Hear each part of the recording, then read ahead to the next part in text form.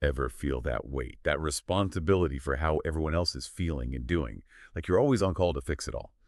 Well, today we're diving deep into how to stop feeling responsible for others' emotions and actions. We're going to figure out why we fall into this trap and, more importantly, how to break free. The article we're looking at starts with someone named Emily, and her day is just classic chaos, family style. Her sister calls totally frantic because their dad skipped breakfast again, and Emily, she immediately feels that pull, that urge to drop everything and fix it. But her day, it just keeps snowballing from there. Errands, chores, messages, then bam, she gets hit with everyone else's stress at the grocery store. You know that feeling, right? When the cashier's having a rough one and you just soak it all up. That's Emily, but times 10. And it leaves her drained, feeling responsible for everyone's well-being but her own. I bet this sounds familiar to some of you. I've definitely felt that pressure, that emotional superhero thing swooping in to save the day. But here's where it gets interesting. Let's bring in our expert to help us understand why we might be wired this way. So there's actually a name for what Emily's experiencing at the grocery store, right? It's called emotional contagion, and it's pretty fascinating.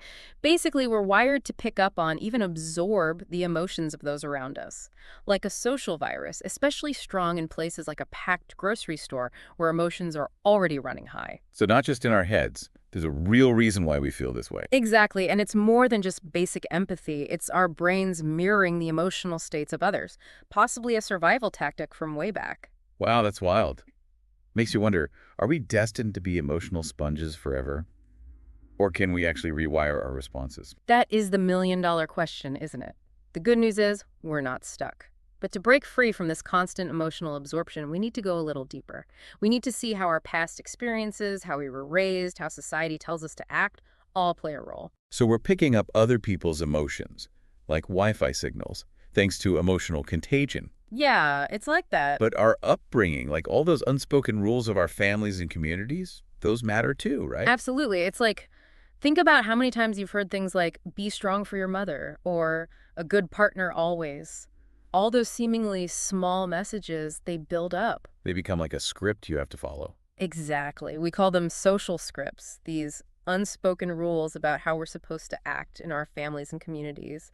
They're often passed down through generations. And not always super helpful, I'm guessing. You got it. So we're unconsciously adopting roles and responses that leave us shouldering everyone else's emotions. Yeah, it's like we're trying to keep everyone else emotionally afloat, just like Emily. And that's where emotional labor comes in. That's exact. I've heard that term, but to be honest, I'm not sure I totally get it. What does emotional labor really mean here? It's all about the effort we put into, first, managing our own emotions, but then on top of that, often taking on the emotional burdens of others. So it's like you're not just feeling your own feelings, you're carrying everyone else's too. Yes. Think of the coworker who always has to be cheerful, positive, even under stress. Or that friend who's everyone's therapist. Always listening, always offering advice. Right. It's not that caring for others is bad, obviously. It's more about how do you know when that care becomes an obligation? Something that weighs you down. Exactly. And the article we're looking at today, it offers some helpful ways to deal with all of this. And it starts with a really interesting analogy. Think of your emotional boundaries like electrical circuits. Oh, that's a new one. Tell me more. Okay, so imagine your emotions are like electricity, constantly flowing. Okay, I'm with you. And just like electrical circuits, we need things like insulation and circuit breakers. We need them to regulate the flow, right? To prevent overloads. And those are our emotional boundaries. So if our emotions are the electricity, then boundaries are like the safety measures that keep us from getting fried. Exactly. And when we're overwhelmed by others' emotions, it's like a short circuit. Yeah, our energy gets totally drained because we haven't put those protective barriers in place. So then how do we become our own electricians? How do we rewire those circuits? What can we actually do? So we got to learn to install some emotional circuit breakers, huh? Exactly. But how do we actually do that? Like, what are the tools? Well, the article gives us some great strategies, and it all ties back to this circuit analogy. So first up, those circuit breakers. Right, right.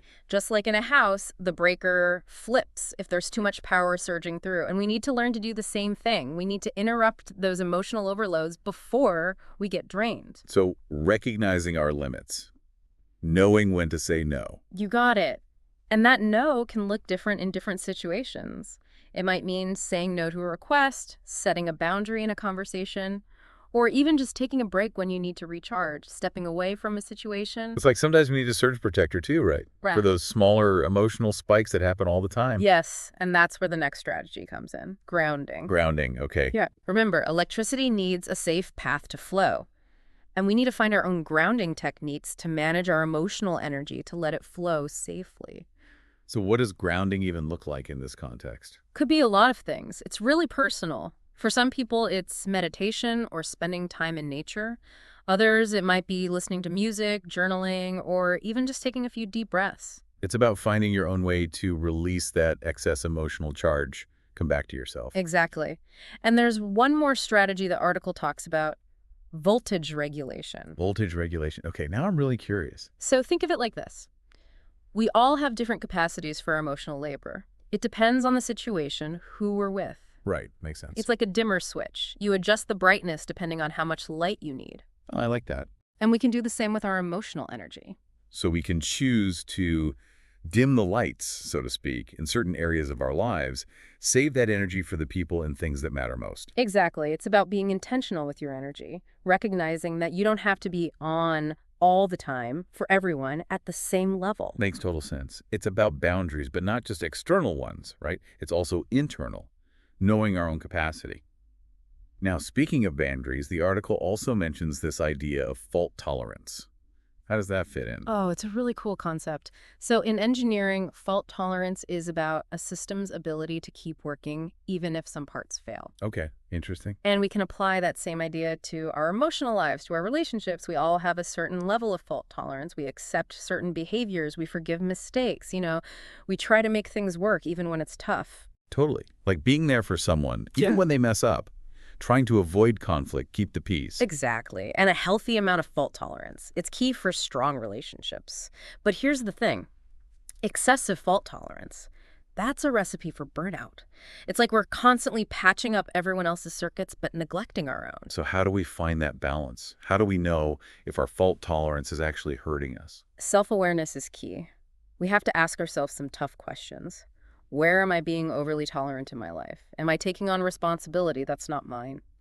Am I letting things slide that are secretly draining my energy? Those are really good questions to think about. And it's not about blaming anyone, right? It's about recognizing our own role, where we might be contributing to the problem by not setting healthy boundaries. Ex- It's about understanding our own, what do you call it? Our emotional circuitry. I love that.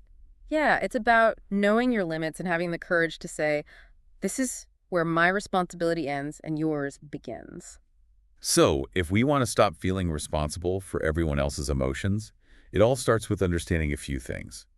We talked about emotional contagion, how it can make us feel responsible for all those feelings swirling around us, and how the things we learned growing up, those social scripts and emotional labor, how they all play a part.